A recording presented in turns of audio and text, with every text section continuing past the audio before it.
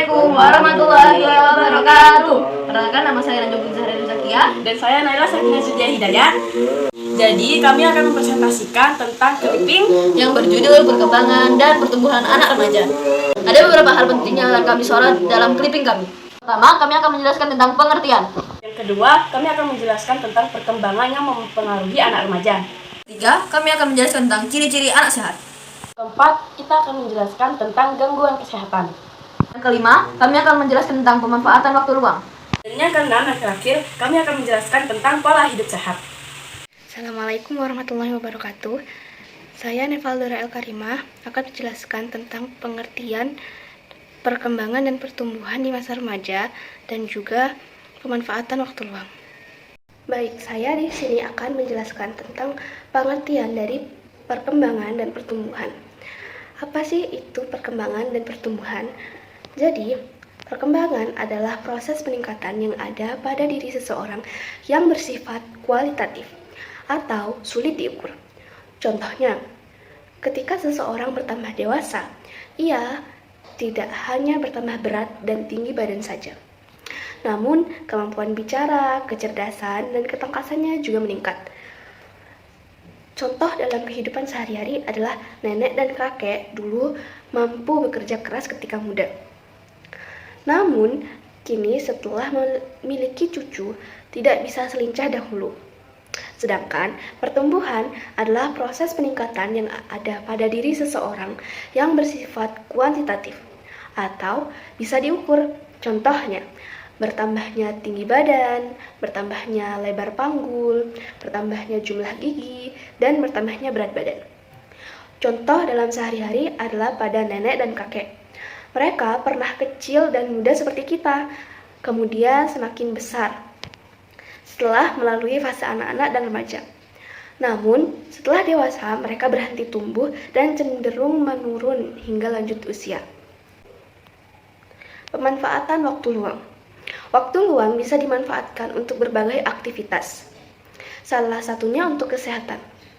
Berikut adalah beberapa aktivitas yang bisa dilakukan saat waktu luang dan bisa berdampak baik pada kesehatan.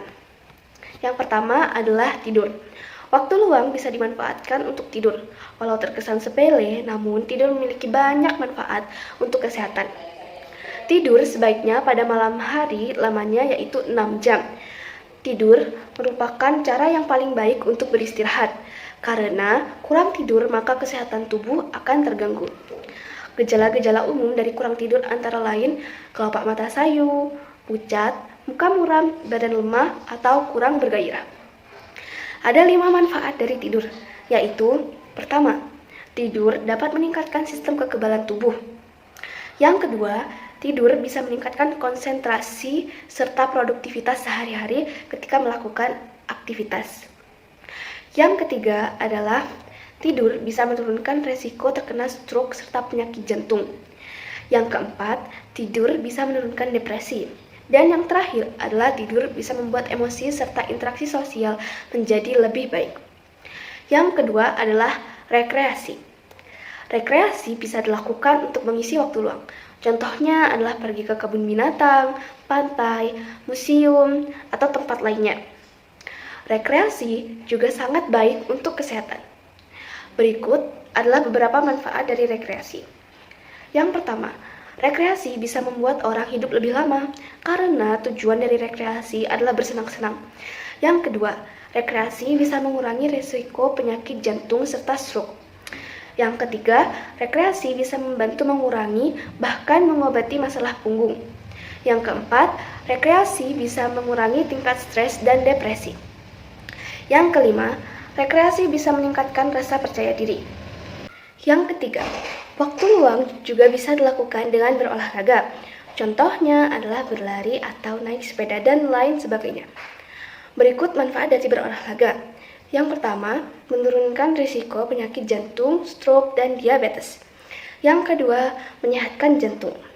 Yang ketiga, meningkatkan kekuatan serta kelenturan tubuh. Yang keempat, meningkatkan kepercayaan diri serta interaksi sosial. Yang kelima, meningkatkan konsentrasi ketika menjalankan aktivitas sehari-hari. Yang keenam, meningkatkan sistem kekebalan tubuh. Yang ketujuh, meningkatkan kualitas tidur. Dan yang terakhir adalah menurunkan berat badan atau kalori dalam tubuh.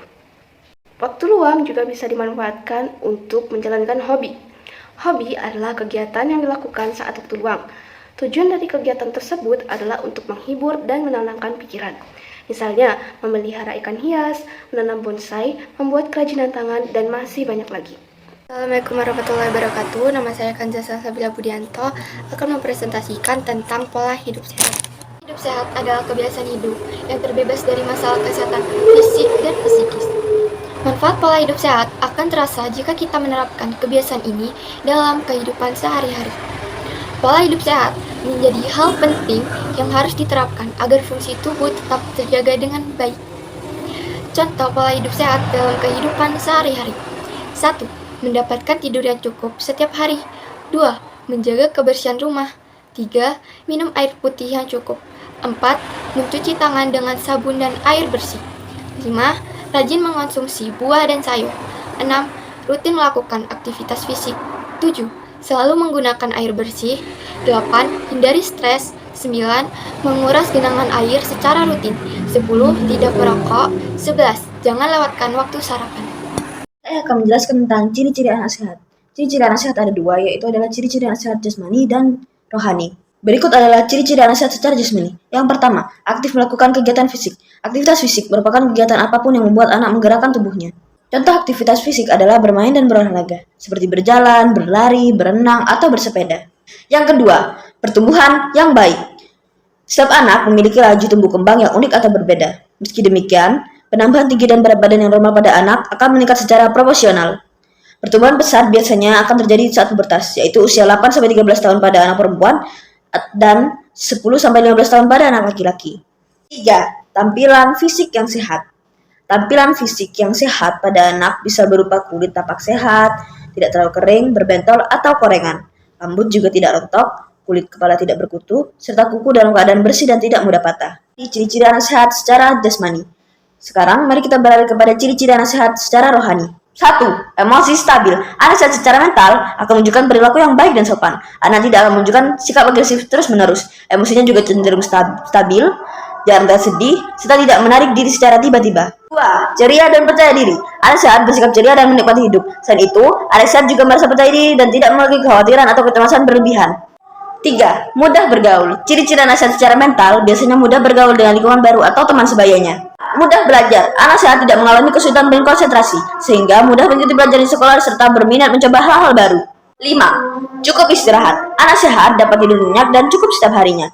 Mereka tidak mengalami gangguan tidur, baik itu sulit tidur atau tidur dalam waktu lama. Idealnya, anak usia sekolah membutuhkan tidur selama 9-11 jam setiap malam. Selanjutnya adalah gangguan kesehatan. Berikut adalah 4 masalah kesehatan yang sering dialami oleh remaja di Indonesia. 1. Kurang zat besi atau biasa disebut anemia. Suatu kondisi terlalu sedikitnya zat besi dalam tubuh menyebabkan menurunkan imunitas, konsentrasi prestasi belajar, kebugaran, dan produktivitas. 2.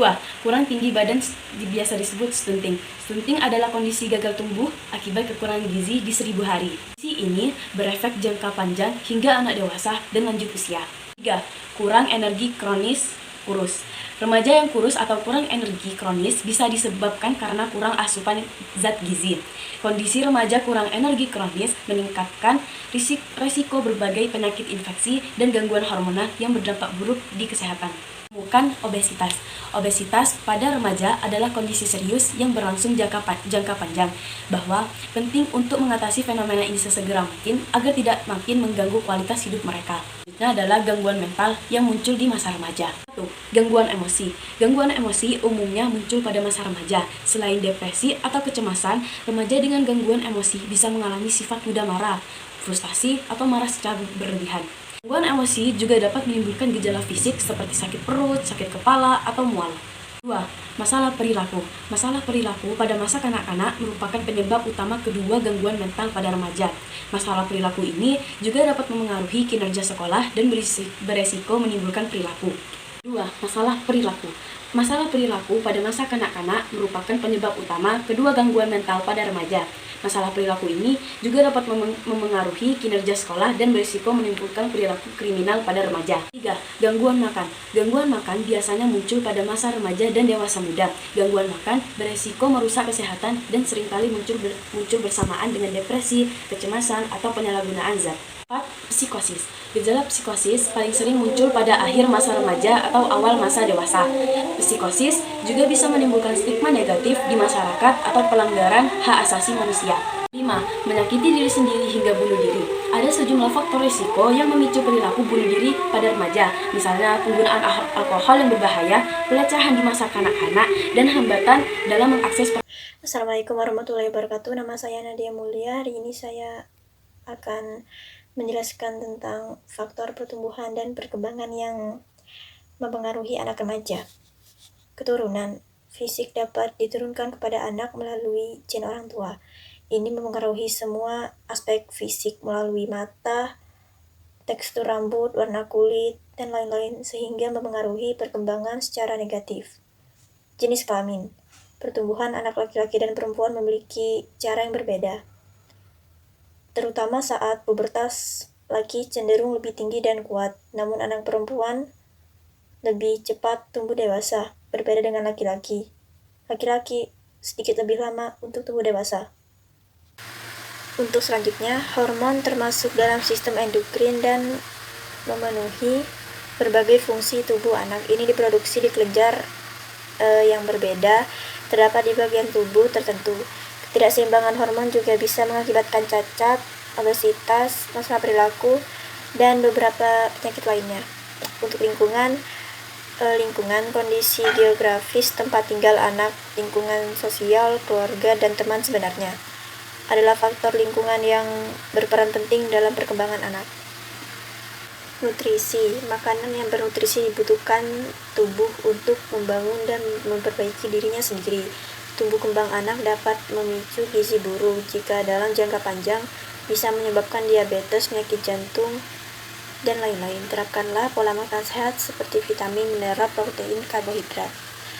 Latihan dan kesehatan. Kita harus olahraga. Mungkin saat sedang main bisa digunakan untuk olahraga, karena kita akan membaik sesuai usia kita sendiri. Kita juga bisa menambah massa tulang, memperkuat otot, dan daya tahan tubuh.